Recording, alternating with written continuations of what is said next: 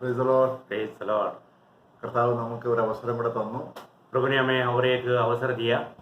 കർത്താവിന്റെ വചനത്തിന് മുൻപാകെ ആയിരിക്കുന്നത് പോലെ ഈ ഭൂമിയിൽ സന്തോഷമുള്ളതും ഉന്നതമായുമായ വേറൊരു കാര്യവുമില്ല. प्रभु के वचन के सामने बैठने से बढ़कर के ये दुनिया की यात्रा में इससे बढ़कर के एक बात है ही नहीं. ഇന്ന് കർത്താവിന് കൃപയാൽ കർത്താവ് തൻ്റെ ശുശ്രൂഷയുടെ അവസാന സമയത്ത് മാളിക മുറിയിൽ വെച്ച് സംസാരിച്ച വിഷയത്തോടുള്ള ബന്ധത്തിൽ ചിന്തിക്കാൻ ആഗ്രഹിക്കുന്നു. आज प्रभु का जो भी प्रचार में जो उस मंजिल में जो प्रभु ने संदेश दिया था वो उसके बारे में आज आप लोगों के साथ बांटना चाहते हैं. കർത്താവിൻ്റെ ഭൂമിയിലെ ശുശ്രൂഷയെ പ്രഭാഷണങ്ങളായി തിരിച്ച് ഗിരിപ്രഭാഷണം, ഒലിവുമല പ്രഭാഷണം, മാളികമുറി പ്രഭാഷണം ഇങ്ങനെ വേർതിരിച്ചിട്ടുണ്ട്. हम जब प्रभु का प्रचारों को कई रीति में उसको बोला जाता है कि पहाड़ी उपदेश और उस जैतून की पहाड़ का उपदेश और मंजिल का उपदेश, ऐसा कई प्रकार कई जगह में किया हुआ उस प्रचारों के बारे में अलग अलग रीति में बोलते हैं. മത്തായി 5-6 അധ്യായം ഗിരിപ്രഭാഷണങ്ങൾ, ഗലീലയിലുള്ള മലയിൽ വെച്ച് സംസാരിച്ച വിഷയങ്ങൾ, സ്വർഗരാജ്യ നിയമങ്ങളാണ് അവിടുത്തെ കർത്താവിന്റെ പ്രഭാഷണത്തിലെ മുഖ്യ വിഷയങ്ങൾ. जब मत्ती के सुसमाचार 5, 6, 7 चैप्टर जो है वो उस पहाड़ी उपदेश है, स्वर्ग राज्य की वेदों के बारे में उसका विषय है. അതിനോടുള്ള ബന്ധത്തിൽ മത്തായി സുവിശേഷം 13 അധ്യായത്തിൽ 7 ഉപമകളും പറഞ്ഞിട്ടുണ്ട്. और इसी के संबंध में ही मत्ती 13 अध्याय में 7 दृष्टांतों भी बताया है. പിന്നെ കർത്താവിന്റെ മുഖ്യമായ പ്രഭാഷണം ഒലിവുമല പ്രഭാഷണം എന്ന് പറയും. इसके बाद में जो प्रभु ने जो प्रचार किया वो सबसे बड़ा ओलिव पहाड़ की प्रचार है. മത്തായി 24-25 വാക്യത്തിൽ അധ്യായങ്ങളിലാണ് അതുള്ളത്. और ये बात मत्ती उसका 24-25 अध्यायों में है. കർത്താവിന്റെ വരവിനും ലോക അവസാനത്തിനും അടയാളങ്ങൾ എന്ത് എന്ന് ശിഷ്യന്മാർ ചോദിച്ചപ്പോൾ അതിനോടുള്ള ബന്ധത്തിൽ കർത്താവ് സംസാരിച്ചതാണ്. प्रभु के आगमन के बारे में और ये जगत के अंत के बारे में चेले लोगों ने जो पूछा था उसके उत्तर में प्रभु ने बताया वो बातें है. മത്തായി 24-25 നേരിട്ട് സഭയോടുള്ള ബന്ധത്തിലല്ല, കർത്താവിന്റെ മഹത്വ പ്രത്യക്ഷതയാകുന്ന വരവിനെ കുറിച്ചുള്ള കാര്യങ്ങളാണ് അവിടെ പറയുന്നത്. जब मत्ती 24 और 25 अध्याय जो है वो मंडली के संबंध में नहीं, प्रभु यीशु मसीह जो प्रकट में जो आएगा उसके विषय में वहां पर कहा गया है. മാളിക പ്രഭാഷണം എന്ന് പറയുമ്പോൾ കർത്താവ് 3.5 വർഷം ശുശ്രൂഷ ചെയ്തു. जब मंजिल में जो प्रचार किया गया अब प्रभु यीशु मसीह ने 3.5 साल जब सेवा किया उसके बाद में യോഹന്നാന്റെ സുവിശേഷം 13 മുതൽ 17 വരെ 3 മണിക്കൂറോളം നീണ്ടു നിൽക്കുന്ന ഒരു പ്രഭാഷണമാണ്. जब हम देखते हैं कि യോഹന്നാ का सुसमाचार 13 अध्याय से 17 अध्याय तक जब 3 घंटा लंबा रहने वाला एक प्रचार है. അതിന് സാധാരണ വിടവാങ്ങൽ പ്രസംഗം എന്ന് പറയാറുണ്ട്. उसका बारे में बताया जाता है कि विदाई का प्रचार. വലിയ ആത്മീയ സത്യങ്ങൾ ഉൾക്കൊള്ളുന്ന പ്രഭാഷണമാണ് ഈ 13 മുതൽ 17 വരെയുള്ള അധ്യായങ്ങൾ. बहुत से आत्मिक गहरी बातों को मतलब उसके अंदर है, ऐसा एक प्रचार है. ये 13 से 17 तक का अध्याय का बातें. നമ്മൾ പഴയ നിയമത്തിൽ നോക്കിയാൽ തന്നെ വേദപുസ്തകത്തിലെ വിലപ്പെട്ട ദൈവദാസന്മാരുടെ അന്ത്യസമയങ്ങളിൽ ചില മണിക്കൂറുകൾ എടുത്ത് പ്രഭാഷണങ്ങൾ നടത്തതായിട്ട് നമുക്ക് കാണാൻ കഴിയും. पुराना नियम में भी अगर हम कुछ लोगों का जीवन के बारे में देखेगा तो उनके जो आखिरी समयों में जो बात आया वो बहुत ही मूल्यवान बातें था करके हम देख सकता है. നമ്മൾ ഉൽപ്പത്തി പുസ്തകം 49 അധ്യായം യാക്കോബ് തന്റെ ശുശ്രൂഷയുടെയും ജീവിതത്തിന്റെ അവസാനം മക്കളെയെല്ലാം വിളിച്ച് ചില പ്രബോധനങ്ങൾ കൊടുക്കുന്നതാണ്. അവിടെ വേണമെങ്കിൽ നമുക്കത് വായിക്കാം, ഹിന്ദി വായിക്കാം. 49:1 ഉൽപ്പത്തി 49:1 उत्पत्ति की किताब उसका 49 अध्याय आपको सबको मालूम होना. उत्पत्ति किताब 49वां या 49 अध्याय 1 से जब हम पढ़ेंगे याकूब अपनी बच्चों को आशीष देने वाला एक अध्याय है. हम देख सकता है, हम चाहे तो उसको पढ़ेंगे 1 से 49 का 1 से. फिर याकूब ने अपने पुत्रों को यह कहकर बुलाया, इकट्ठा हो जाओ, मैं तुमको बताऊंगा कि अंत के दिनों में तुम पर क्या क्या बीतेगा. हे याकूब के पुत्रों. ഓക്കെ. അപ്പം യാക്കോബ് തന്റെ അന്ത്യസമയത്ത് പറയുന്ന ചില പ്രഭാഷണങ്ങളാണ്. അതിന്റെ പ്രത്യേകിച്ച് തന്റെ 12 മക്കളോടുള്ള ബന്ധത്തിൽ ये बात याकूब अपने 12 बच्चों से जब उसके जीवन की आखिरी में कहने वाला बातें हैं. ഇവിടെ നമ്മുടെ കർത്താവിനെ കുറിച്ചുള്ള ചില പ്രവചനങ്ങളുണ്ട്.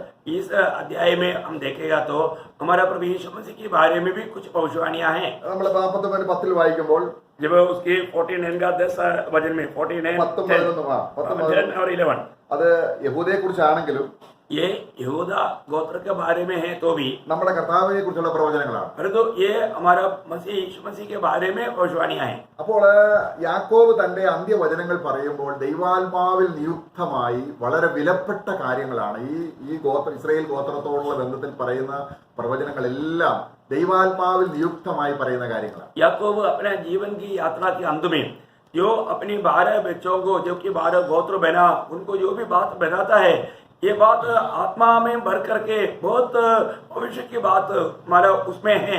ऐसे बातें वो कहता है. താൻ പറഞ്ഞതുപോലെ തന്നെ സംഭവിച്ചതായിട്ട് നമുക്ക് പിന്നീട് അവരുടെ ജീവചരിത്രങ്ങൾ നോക്കിയാൽ അറിയാം. और जैसे याकूब ने कहा वैसे ही उन लोगों के जीवन में हुआ करके हम लोग उनका चरित्र पढ़ने के समय में हमको मालूम पड़ेगा. മോശ ഇസ്രായേൽ മക്കളുടെ ജീവിതത്തിൽ ഏറ്റവും ഒരു ചരിത്ര പുരുഷനാണ്.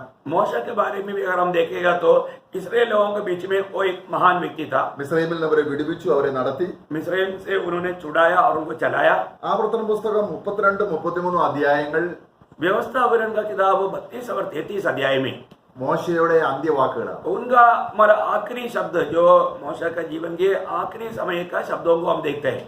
അപ്പൊ ഇത് പറയുന്നത് എന്താണെന്ന് ചോദിച്ചാൽ അവർ പറഞ്ഞ ആ അന്ത്യവചനങ്ങൾക്ക് വളരെ മൂല്യത വചനം കൽപ്പിക്കുന്നു. इन बातों को बोलने का अर्थ ये है कि वो भक्त लोगों का आखिरी समय की बातों में बहुत महत्व है या बहुत श्रेष्ठता है. മോശയെ പോലെ തന്നെ ഒരു മുഖ്യ വ്യക്തിയാണ് യോശുവ. मूसा के जैसा एक इस्राएल के लोगों के संबंध में एक महान व्यक्ति था योशुआ. യോശുവയ്ക്കും ഇതുപോലെ വിടവാങ്ങൽ പ്രസംഗം ഉണ്ടായിരുന്നു. योशुआ भी अपने जीवन की आखिरी में मतलब इस्राएल लोगों से एक विदा होने वाला एक संदेश था. യോശുവ പുസ്തകം 23-24 അധ്യായങ്ങൾ ജനത്തെ കൂട്ടിവരുത്തി താന് ചില നിർദ്ദേശങ്ങൾ കൊടുത്തി അന്ത്യവചനങ്ങൾ പറഞ്ഞിട്ട് പറയുകയാണ്, ഞാനും എന്റെ കുടുംബവും ഞങ്ങൾ യഹോവയെ സേവിക്കും. ആ വിലപ്പെട്ട വചനങ്ങൾ തന്നെ അന്ത്യവചനങ്ങളാണ്. जब हम देखते हैं कि योशुआ की किताब 23 और 24 अध्याय जो है वो योशुआ का आखिरी शब्द है. उस समय में इस्राएल लोगों को इकट्ठा करके और सबको बताने के बाद में आखिरी में योशुआ एक गवाही देता है, मैं और मेरा परिवार यहोवा का सेवा करेगा.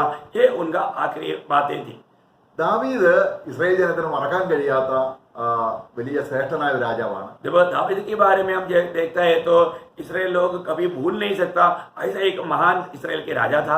2 ശമൂവേൽ 23 അധ്യായം മുഴുവനും ദാവീദിന്റെ അന്ത്യവചനങ്ങൾ വേണമെന്ന് വായിക്കാം. जब दूसरी शमूएल 23 अध्याय पूरा दावीद का आखिरी शब्द है, चाहे तो हम उनमें से कुछ बात पढ़ेंगे.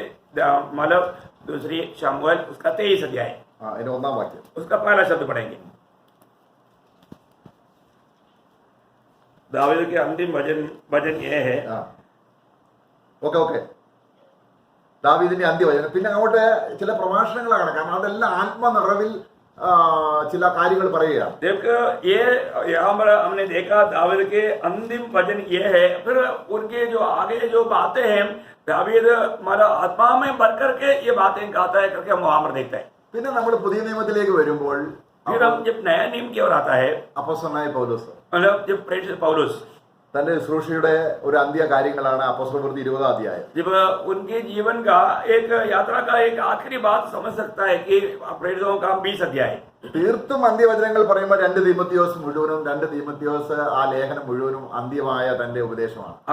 अगर आप बिल्कुल आखिरी बात बोलेगा तो दूसरी तीमोथियोस का पत्र जो है वो प्रभु का दास का आखिरी शब्द है.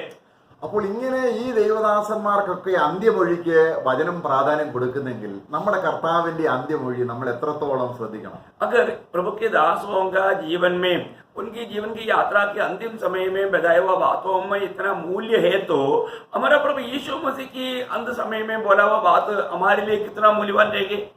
അവിടെ ആ 13 अध्याയം നമ്മൾ ഇപ്പോൾ പരാമർശിച്ച മാളികമുറി പ്രഭാഷണത്തിലെ ആ 13 യോഹന്നാന്റെ സുവിശേഷം 13 അധ്യായം 1-ാം വാക്യത്തിൽ जब हमने अभी जो बोला था यूहन्ना का सुसमाचार उसका 13 अध्याय में हम जब देखता है जो कि प्रभु यीशु मसीह के आखिरी मतलब प्रवचन है. ഇവിടെ ആദ്യം തന്നെ നമ്മൾ കാണുന്നത് മറ്റു സുവിശേഷങ്ങളില്ലാത്ത ഒരു പദപ്രയോഗമാണ്, നാഴിക വന്നു. मतलब और किसी भी मतलब सुसमाचार में नहीं है ऐसा एक प्रयोग है कि समय आ गया. Sister പടോ chapter 13 verse 1. 13 अध्याय का पहला वचन. फसह के पर्व से पहले जब यीशु ने जान लिया कि मेरी वह घड़ी आ पहुंची है कि जगत छोड़कर पिता के पास जाओ, तो अपने लोगों से जो जगत में थे जैसा प्रेम वह रखता था, अंत तक वैसा ही प्रेम रखता रहा। ഓക്കെ, ഈ 13 അധ്യായത്തിന്റെ 1 വാക്യം തന്നെ വളരെ ആഴമായ സത്യങ്ങൾ ഉൾക്കൊള്ളുന്ന കാര്യങ്ങളാണ്. मतलब इस अध्याय का पहला शब्द में ही बहुत से गहरी बात इसके अंदर हम देख सकता है। അവിടെ നാഴിക വന്നു. वहां पर हम देखते हैं कि प्रभु यीशु मसीह ये जान लिया कि मेरी वह घड़ी आ पहुंची। ഈ യോഹന്നാന്റെ സുവിശേഷത്തിൽ ഒരു പ്രത്യേക പദമാണ് കർത്താവ് പറയുന്നത്. മറ്റു സുവിശേഷങ്ങളിൽ അതിന് വലിയ പ്രാധാന്യം കൊടുക്കുന്നില്ല. എന്നാൽ 10 പ്രാവശ്യം യോഹന്നാന്റെ സുവിശേഷത്തിൽ നാഴിക വന്നു, നാഴിക വന്നില്ല എന്ന് 10 പ്രാവശ്യമുണ്ട്. यहाँ पर यूहन्ना का सुसमाचार में बाकी जो तीनों सुसमाचार में नहीं दिखता, ऐसे एक विशेष प्रयोग हम देखते हैं कि समय आ गया, अभी समय नहीं आया, अभी समय नहीं हुआ, ऐसा प्रयोग 10 बार हम देखते हैं। 5 പ്രാവശ്യം നാഴിക വന്നില്ല എന്ന് പറയുന്നു, 5 പ്രാവശ്യം നാഴിക വന്നു എന്ന് പറയുന്നു. 5 बार समय अभी नहीं आया करके कहता है और 5 बार अभी समय आ गया करके कहता है। നമ്മൾ 2 അധ്യായം 4 വാക്യം കാനാവിലെ കല്യാണത്തിന്റെ സന്ദർഭം നമുക്കറിയാം. हम लोग उसका दूसरा अध्याय का 4 वचन में जब काना में हुआ शादी के बारे में हम जानते हैं।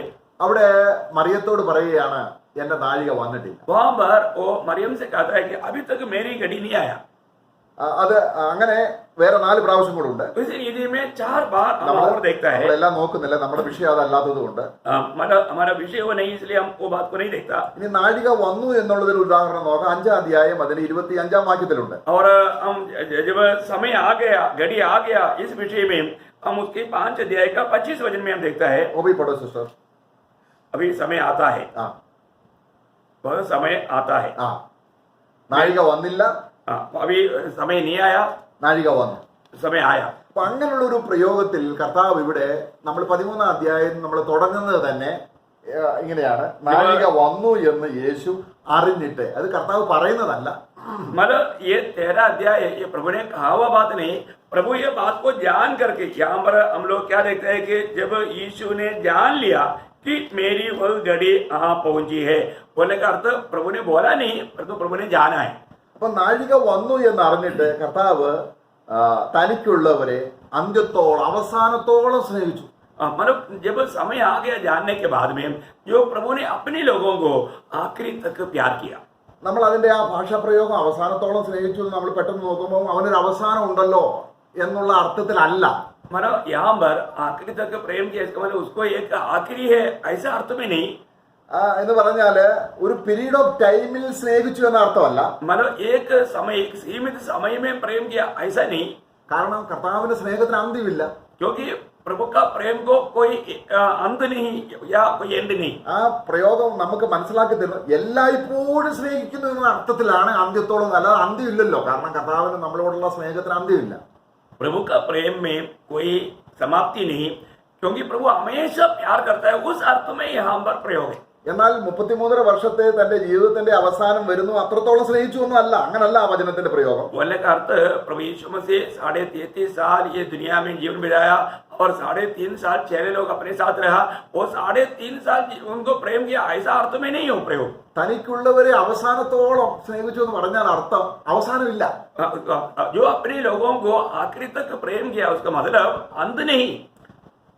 അപ്പോൾ ഈ വലിയ സ്നേഹം ഈ കർത്താവിന്റെ ആ വാസ്തവത്തിൽ ആ 13 അധ്യായം ആരംഭിക്കുന്നത് വലിയ ഒരു സ്നേഹത്തിന്റെ പ്രകടനം നടത്തുമ്പോൾ താൻ വാക്കുകൾ കൊണ്ടല്ല ഒരു ശുശ്രൂഷ കൊണ്ട് തന്നെ അത് ചെയ്ത് കാണിക്കുന്ന ഒരു സന്ദർഭമാണ് 13 അധ്യായം. यहाँ पर हम देखते हैं कि वो इतना महान प्रेम अपनी चेलों से रखता था, वो सिर्फ शब्दों में नहीं, वो एक कार्य में होकर के दिखाने वाला एक अध्याय है 13 अध्याय।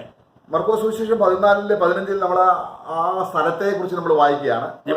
मरकोस 14 अध्याय का 15 वचन में उस जगह के बारे में हम पढ़ता है। मरकोस उसका 14 अध्याय उसकी 15 वचन, मरकोस चैप्टर 14 वर्स 15। वह तुम्हें एक सजी सजाई और तैयार की हुई बड़ी अटारी दिखा देगा। ഓക്കെ, അപ്പൊ ഇത് ഗിരിമുകളിലല്ല, ये पहाड़ के ऊपर नहीं സമതലത്തിലുമല്ല, और ये एक साधारण जमीन में नहीं, തന്റെ അന്ത്യസമയത്ത് വിരിച്ച് ഒരുക്കിയ ഒരു വൻമാളിക.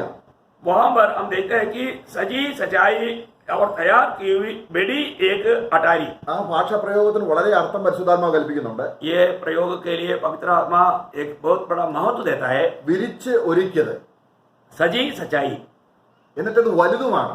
और वो बड़ी अटारी है, കാരണം കർത്താവ് അവിടെ പറയാൻ പോകുന്ന കാര്യങ്ങൾ വലിയ കാര്യങ്ങളാണ്. क्योंकि प्रभु वहां पर जो बोलने जा रहा है वो बड़ी बातें हैं. അപ്പൊ അതുകൊണ്ട് ഒരു വൻമാളിക തന്നെ വേണം. इसके लिए एक बड़ी अटारी का जरूरत है. അതൊരു മാളിക മുറിയാണെന്ന് അവിടെ പറയുന്നുണ്ട്. वो അപ്പുറവും एक अटारी था करके, वह एक बड़ी अटारी था करके वहां पर लिखता है. പഴയ നിയമത്തിൽ നമ്മുടെ കർത്താവിനെ പ്രതിബിംബിക്കുന്ന ഒരു ശുശ്രൂഷയാണ് ഏലിശ പ്രവാചകൻ ചെയ്തത്. जब हमारे सेवकाई का एक निदान है जो एलीशा मौजूदा ने जो सेवा किया, അവിടെ ശൂനേം കാരത്തി 2 രാജാക്കന്മാർ 4:10 ഒരു മാളിക പണിത് കൊടുക്കുന്നതായിട്ട് നമ്മൾ കാണുന്നുണ്ട്. जब सुनेम की औरत उनकी घर में इस प्रकार का एक अटारी तैयार करके उसको देते हुए हम देखता है. അപ്പൊ ഒരു മാളിക മുറി ഉള്ളത് പുതിയ നിയമത്തിൽ മാത്രമല്ല, ഒരു യഹൂദന്റെ മധ്യപൗരസ്ത്യ ദേശത്തിൽ ഒരു യഹൂദന്റെ വീടിന്റെ രീതി അങ്ങനെ. मतलब एक अटारी होना या मतलब घर में ऐसा एक बहुत बड़ा एक रूम होना, ये यहूदियों के रीति में एक ऐसा एक उनका नॉर्मल रीति का एक व्यवस्था था. അപ്പൊ അത് പഴയ നിയമത്തിൽ നമ്മൾ നോക്കുകയാണെങ്കിൽ ഒരു യഹൂദന്റെ വീടിനോടുള്ള ബന്ധത്തിൽ പ്രധാനമായും 3 ഭാഗങ്ങളുണ്ട്. एक यहूदी का घर में विशेष करके 3 भाग है. അതിന് ആദ്യത്തേതിനെ അവർ വിളിക്കുന്നത് കത്താലുമ എന്നാണ്. കത്താലുമ ये उसकी पहला भाग को उन्होंने बुलाता है कतालुमा.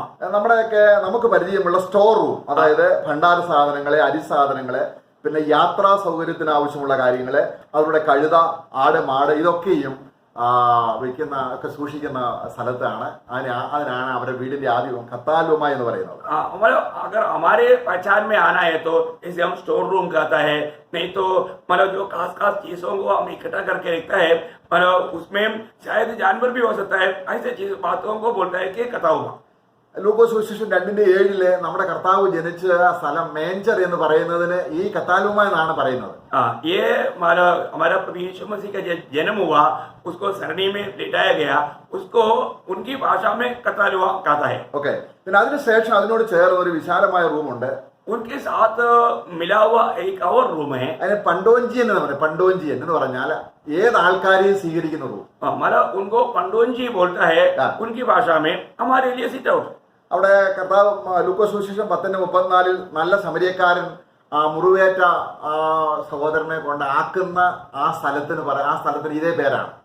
लूका 10 अध्याय का 34 वचन में जो मानो वो जो घाव हुआ वो व्यक्ति को वो सराय में जो लेकर मतलब उनको पहुंचाता है, उसको ये पद प्रयोग किया है. എന്നാൽ ഇവിടെ അനോജിയൻ എന്ന് പറയുന്ന വേറൊരു സ്ഥലമുണ്ട്. വീടിന്റെ മുകളിൽ, ഏറ്റവും മുകളിൽ ഒരു പ്രത്യേക റൂമായിട്ട് വിശേഷാൽ വീട്ടിലെ വിശേഷ സംഭവങ്ങൾ രഹസ്യമായി വീട്ടുകാരോട് ഹൃദ്യമായി സംസാരിക്കുന്ന ഏറ്റവും മുകളിലത്തെ ഭാഗം. यहूदियों के संबंध में उनका और भी एक विशेष कमरा है, अनोजियन बोलता है, वो सबसे ऊपर रहता है, वो अपना खास लोगों के साथ बात करने के लिए तैयार किया हुआ एक कमरा रहता है. അപ്പോൾ ഇവിടെ കർത്താവ് വലിയ രഹസ്യം തന്റെ ശിഷ്യന്മാരോട് തന്റെ ജീവിതത്തിന്റെ അവസാനം പറയാൻ പോവുകയാണ്. यहाँ पर प्रभु अपने चेलों के साथ सबसे बड़ा महत्वपूर्ण वेद की बात, गहरी बात बताने जा रहा है. ദൈവസ്നേഹത്തിന്റെ മഹത്വം ഒരു ശുശ്രൂഷയിലൂടെ അവൻ കാണിക്കുന്നു. 13 അധ്യായം. प्रभु यीशु मसीह अपनी सेवकाई का महान कार्य अपने सेवकाई के द्वारा वो दिखाता है 13 अध्याय में. പിന്നീട് തന്റെ ശുശ്രൂഷ കഴിഞ്ഞ് പോയി പരിശുദ്ധാത്മാവിനെ അയക്കുന്ന വിഷയം 14 അധ്യായത്തില്. इसके बाद में अपनी सेवकाई के बाद में एक मददगार को भेजेगा उनके लिए, उसके बारे में 14 अध्याय में कहता है. ഒരു വിശ്വാസിയും കർത്താവും തമ്മിലുള്ള ആത്മീയ ബന്ധത്തെ കാണിക്കുന്ന ആ മുന്തിരിയുടെ അനുഭവം 15 അധ്യായം. और एक विश्वासी को प्रभु के साथ कैसा नाता है, कैसा संबंध है, वो बताने के लिए 15 अध्याय. 16 അധ്യായം പരിശുദ്ധാത്മാവിന്റെ ശുശ്രൂഷ നമുക്ക് എത്രമാത്രം വിലപ്പെട്ടതാണെന്ന് പറയുന്നു. और 16 अध्याय हमें पवित्र आत्मा का सेवकाई हमारे लिए कितना मूल्यवान है वो बात को बताता है. 17 അധ്യായം സഭയെ കുറിച്ചുള്ള കൺസേൺ പിതാവിനോട് പറയുന്നത്. और 17 अध्याय जो मंडली पिता के साथ कितना महत्वपूर्ण है वो बात के बारे में पिता से कहता है. ഇങ്ങനെയൊക്കെയുള്ള കാര്യങ്ങൾ പറയാൻ വിരിച്ചൊരുക്കിയ ഒരു വൻമാളിക തന്നെ വേണ്ടേ? मतलब ये सारे बातों को बोलने के लिए इसी प्रकार तैयार किया हुआ एक बड़ी अटारी चाहिए. ഒരു ആത്മീയ അർത്ഥം ഇതിൽ നിന്ന് ഒന്ന് സൂചിപ്പിച്ചതിന് ശേഷം നമുക്ക് പ്രവേശിക്കാം. मतलब इसके अंदर से एक आत्मिक वेद की बात प्रकाशित करके हम आगे बढ़ेंगे. ഒരു വിശ്വാസിയുടെ ഹൃദയം ഇതുപോലെ ഉയർന്നതായിരിക്കണം. एक विश्वासी का दिल इसी प्रकार ऊंचा लेवल का होना चाहिए. അത് ഭൂമിയോട് ബന്ധപ്പെട്ടതായിരിക്കാൻ പാടില്ല. ये वो दुनिया के संबंध का नहीं होना चाहिए. നമ്മള് പഴയ നിയമത്തിൽ ഇസ്രായേൽ മക്കളെ വിളിച്ചു വേർതിരിക്കാൻ നേരം മോശയും അതുപോലെ അഹരോനും ചെന്ന് കനാൻ നാട്ടിനെ കുറിച്ച് മിസ്രൈമിൽ പറയുകയാണ്. जब इसराइल लोगों को छुड़ाने के बारे में मूसा जाकर के मतलब उनको कनान देश के बारे में बोलता है। ഉള്ളിയും ചുറ്റുള്ളിയും അതോട് ഭൂമിയോട് ബന്ധപ്പെട്ട ഭൗമ്യ വസ്തുക്കൾ ഭക്ഷിച്ച് ജീവിച്ചവർക്ക് ഉന്നതത്തിലെ ആഹാരം കൊടുക്കുന്ന കാര്യമാണ് അവിടെ ചെന്ന് പ്രസംഗിക്കുന്നത്. मतलब जो लोग वहाँ की जो सादा भोजन खाते थे उनको ऊंचा लेवल की भोजन खाने के बारे में वहां पर बोलते हैं। ഇവിടെ കർത്താവ് സ്വർഗത്തിലെ കാര്യങ്ങളാണ് പറയുന്നത്, यहाँ पर प्रभु उस स्वर्गीय बातें बोलते हैं, ഭൂമിയിലുള്ള കാര്യങ്ങളല്ല. ये दुनिया की बातें नहीं। അപ്പോൾ ഒരു വിശ്വാസിയുടെ ഹൃദയം ഭൂമിയിൽ നിന്ന് വേർപെട്ടതും एक विश्वासी का दिल ये दुनिया से अलग होकर के അത് വിശാലവുമായിരിക്കണം. और वो एकदम खुला होना चाहिए। ഈ അപ്പോസ്തലനായ പൗലോസ് കൊരിന്ത്യരോട് ഇടപെടുമ്പോൾ പലപ്പോഴും കൊരിന്ത്യരോട് പറയാറുണ്ട്, നിങ്ങളുടെ ഹൃദയം ഇടുങ്ങിയതാണ്. जब कई बार मतलब प्रभु का दास प्रेषित पौलुस कुरिन्थ मंडली को जब कहता है तो उस समय में उनका दिल के बारे में बोलता है कि तुम्हारा दिल बहुत संकोच है, നിങ്ങളുടെ ഹൃദയം വിശാലമാകണം. तुम्हारा दिल विशाल होना चाहिए। കാരണം ഈ സുവിശേഷത്തിന്റെ മർമ്മം എന്ന് പറയുന്നത് വലിയ സ്നേഹം പങ്കുവെക്കലാണ്. क्योंकि ये सुसमाचार का मतलब भेद बोलेगा तो ये आपस में बांटने वाली बात है। അത് മാളിക മുറിയിലായിരിക്കണം, ये एकदम ऊंचे लेवल पर अटारी में होना चाहिए അത് ഒരുക്കപ്പെട്ടതായിരിക്കണം. और वो तैयार किया होना चाहिए। നമ്മളെ എബ്രായ ലേഖനത്തിൽ നമ്മൾ വായിക്കുന്ന ഇത്ര വലിയ രക്ഷ വലിയ രക്ഷയാണോ? इब्रानियों का पत्री 2 अध्याय में 3-4 में बोलता है कि इतनी बड़ी उद्धार क्या हो एक हल्की बात है क्या? അത് ഭൂമിയോട് ബന്ധപ്പെട്ട കാര്യമല്ല, ये दुनिया के संबंध की बात नहीं, അത് ഉയർന്ന രീതിയിൽ ഒരു ഹൃദയം ഇരിക്കണം. ये ऊंचा लेवल में हमारा हृदय रहना चाहिए। പിന്നെ നമ്മളെ വിളിച്ച് വേർതിരിച്ചുള്ള ബന്ധത്തിൽ എഫേസ്യ ലേഖനത്തിൽ കരുണാസമ്പന്നനായ ദൈവമോ തന്റെ മഹാദയ, അപ്പൊ ഈ മഹാദയ മഹാകരുണയൊക്കെയും വെളിപ്പെടുത്തുന്ന സ്ഥലം ഏറ്റവും ഉന്നതമാണ്. जब एफेसियों का पत्री 2 अध्याय का 4-5 वचन में हम देखते हैं कि प्रभु की बड़ी करुणा के कारण प्रभु ने हमें इस दुनिया से बुलाकर अलग किया। പിന്നെ നമ്മൾ കർത്താവ് പറയാം, സമൃദ്ധമായ ജീവനാണ് ഞാൻ നിങ്ങൾക്ക് തരുന്നത്. और प्रभु कहता है कि मैं तुम्हें मतलब जीवन देने के लिए और भरपूर जीवन देने के लिए आया। നല്ല സ്വർഗത്തിലെ സകല ആത്മീയ അനുഗ്രഹങ്ങളുടെയും കലവറയാണ് തുറക്കുന്നത്. प्रभु स्वर्ग का सारे आत्मिक अनुग्रहों का भंडार हमारे लिए खोल देता है। Praise the Lord. Praise the Lord। അപ്പൊ അത് വിളിച്ചിരിക്കും വന്മാളിക തന്നെയല്ലേ? इसका मतलब ये सारे बात बताने के लिए हमें कैसे जगह चाहिए, इतना तैयार किया हुआ एक कटारी चाहिए। ഇത്രയും കാര്യങ്ങളൊക്കെ ഒരു വിശ്വാസിയുടെ ഹൃദയത്തിലേക്ക് കയറുമ്പോൾ വിശ്വാസിയുടെ ഹൃദയം അങ്ങ് വിശാലമാകത്തില്ലേ? ये सारे बात एक विश्वासी के दिल में जब आएगा तो वो मतलब कैसा कंजूस हो सकता है, वो एकदम विशाल ही होगा। നമുക്ക് വേണ്ടതുപോലെ വചനം അനുസരിക്കാൻ കഴിയാത്തത് ഹൃദയം ഇടുങ്ങിയത് കൊണ്ടാണ്. ये हम क्यों मतलब प्रभु का वचन को सही रीति में नहीं मानता? क्योंकि हमारा दिल एकदम मतलब कमजोर है या उसमें इतना विशाल दिल नहीं। നമുക്ക് 119 സങ്കീർത്തനം 32 വാക്യം ഒന്ന് വായിക്കാം. जब 119 का 32 वचन हम पढ़ेंगे, 119:32, Psalms 119:32। जब तू मेरा हियाव बढ़ाएगा तब मैं तेरी आज्ञाओं के मार्ग में दौड़ूंगा। നോക്കാം, ദൈവം എന്റെ ഹൃദയത്തെ വിശാലമാക്കുമ്പോൾ प्रभु जब मेरा हृदय को विशाल करेगा, അപ്പൊ നമ്മളെ ഹൃദയം വാസ്തവത്തിൽ കർത്താവിനെ കണ്ടു വളരെ ചെറുതാണ്. इसका मतलब क्या है कि प्रभु का दृष्टि में हम प्रभु को पाने के बाद में भी हमारा दिल क्या है, अभी भी कमजोर है, छोटा सा है। അത് ഭൂമിയുടെ കാര്യങ്ങളാണ് ചിന്തിക്കുന്നത്. क्योंकि अभी तक ये दुनिया की बातों में हमारा विचार है। വെറും ഭൂമിയുടെ കാര്യങ്ങൾ ചിന്തിക്കുന്നവൻ കുരുടനാണ്. കാരണം ഉന്നതമായ കാര്യങ്ങൾ കാണാൻ അവന്റെ കണ്ണ് തുറന്നിട്ടില്ല. क्योंकि ये दुनिया की बातों में ही खोज में रहने वाला वो एक प्रकार अंधा है, क्योंकि उसको ऊपर की बात दिखता ही नहीं। കർത്താവ് യഹൂദന്മാരെ നടത്തിയ പരീശന്മാരെ കുറിച്ച് പറയുന്ന അവർ കുരുടരാത്ര, അവർ ഭൂമിയിലുള്ള കാര്യങ്ങളാണ് എപ്പോഴും ചിന്തിക്കുന്നത്. जब यहूदियों को चलाने वाला फरीसियों के बारे में प्रभु बोला है कि वो अंधे हैं, अंधे। എന്നാൽ കുരുടൻ കുരുടനെ വഴി നടത്തിയ രണ്ടുപേരും കുഴി വീഴും. इसलिए प्रभु ने कहा यदि अंधे अंधों को मार्गदर्शन करेगा तो दोनों गेटे में जाएगा। എന്നാൽ നമ്മളെ ഇന്ന് വഴി നടത്തുന്നത് പരിശുദ്ധാത്മാവാണ്. परंतु आज हमें जो चलाता है वो पवित्र आत्मा है।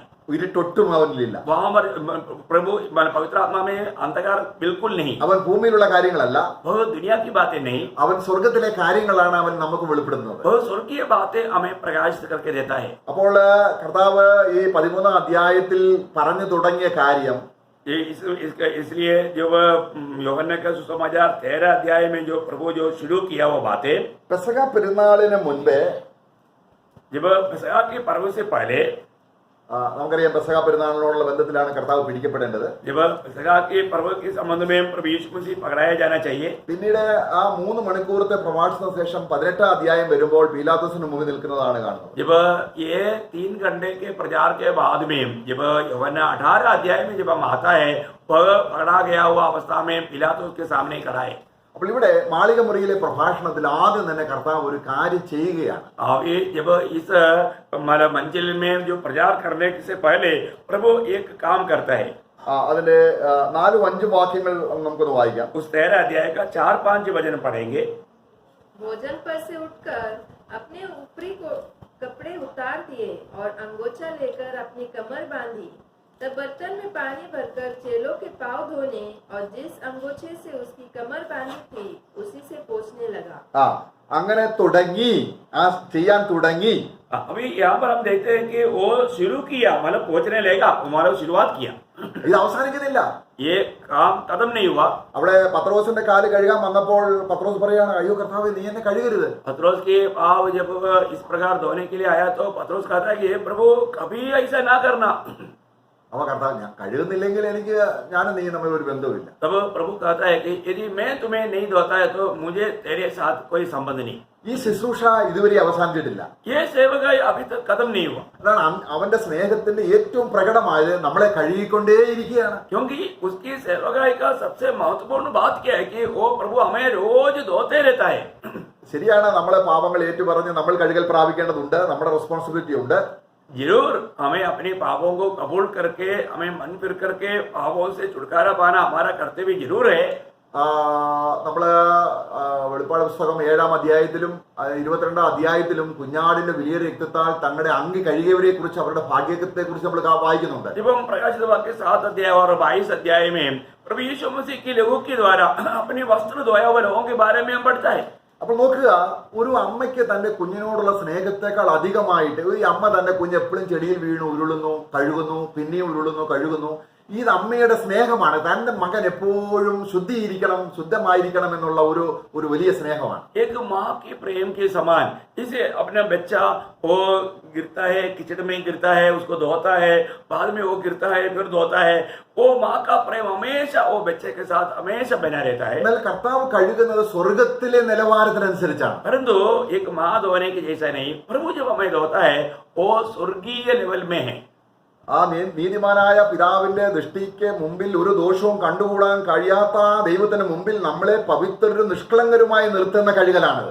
देखिए, उस महान पिता पवित्र परमेश्वर के सामने हमें हमारा जीवन में किसी प्रकार का जुड़ी कलंक ना होते हुए खड़ा करने वाला एक धोने वाला अनुभव है. യേശു കഴുകിയ ഒരു വ്യക്തിയോട് ഏതെങ്കിലും ചുറ്റം ആർക്കും ചൂണ്ടിക്കാണിപ്പാൻ കഴിയാതെയുള്ള ഒരു കഴുകലാണ്.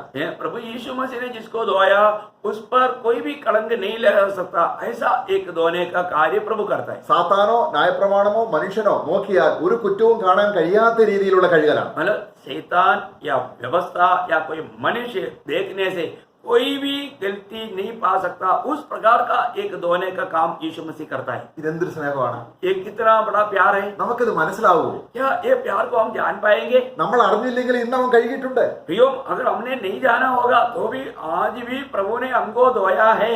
പിതാവായ ദൈവത്തിന്റെ സ്റ്റാൻഡേർഡ് അനുസരിച്ച് നമ്മളിൽ ഒരു കുറവും വരാതെ ദൈവത്തിനെ നിർത്തുകയാണ്, കഴുകി നമ്മളെ നിർത്തുകയാണ്. पिता के सामने हमें खड़ा करने के लायक होने के लिए प्रभु हमें रोज हमें धो करके उसके योग्य बनाता है.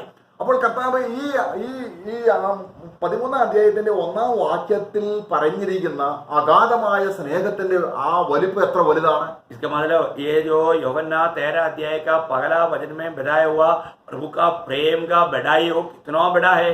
അപ്പൊ അവിടെ കർത്താവ് കഴുകിക്കൊണ്ടേയിരിക്കുന്ന ഒരു അനുഭവമാണ്. क्योंकि प्रभु धोते ही रहने वाला एक अनुभव है. നമ്മള് യോഹന്നാന്റെ ലേഖനം 1-ാം അധ്യായം അതിന്റെ 7-ാം വാക്യത്തിൽ അവന്റെ രക്തം, അവന്റെ പുത്രനായ യേശുവിന്റെ രക്തം സകല പാപവും പോക്കി ശുദ്ധീകരിച്ചുകൊണ്ടേയിരിക്കുന്നു. जब पहला यूहन्ना पहला अध्याय का 7 वचन की भी पार्ट में आखिरी भाग में first John chapter 1 verse 7 last part में हम पढ़ता है उसकी पुत्र की लहू हमें सारे पापों से धोकर शुद्ध करते ही रहता है. कंटिन्यूस, मतलब वर्तमान में वो करते रहता है. ऐसा एक प्रयोग है. സിസ്റ്റർ പഠോ. उसके पुत्र यीशु का लहू हमें सब पापों से शुद्ध करता है. എന്ന് പറഞ്ഞ അർത്ഥം എന്താണ്? ചില വേദപണ്ഡിതന്മാരുടെ അഭിപ്രായത്തിൽ ഒറ്റ പ്രാവശ്യമേ കഴുകുന്നുള്ളൂ. कई वेद ज्ञानियों के कहने के अनुसार प्रभु अपनी लहू से एक ही बार कहता है, मतलब ऐसा शुद्ध करता है करके कहता है. പിന്നെ നമ്മളെ കഴുകുന്നതെല്ലാം വചനം കൊണ്ടാണ്. फिर हमें जो धोता है वो वचन के द्वारा धोता है. ശരിയാണ്.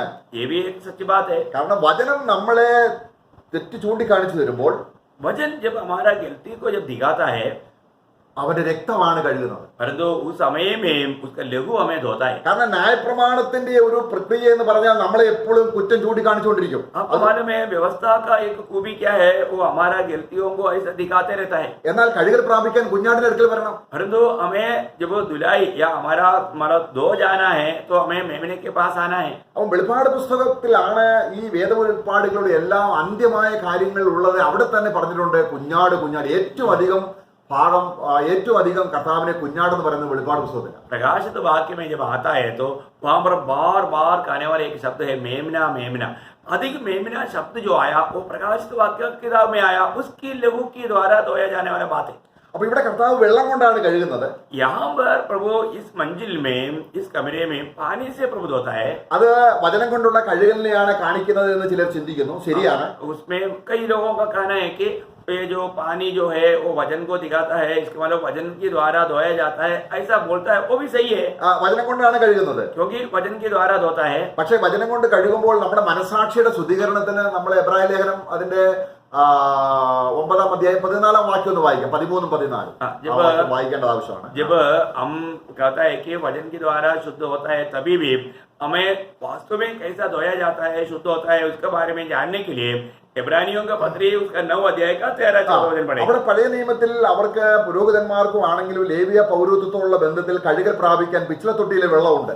यहाँ पर पुराना नियम में उन लोगों को छुटकारा पाने के लिए या धोया जाने के लिए उनको बर्तन में पानी है. പക്ഷെ അത് പോരാ.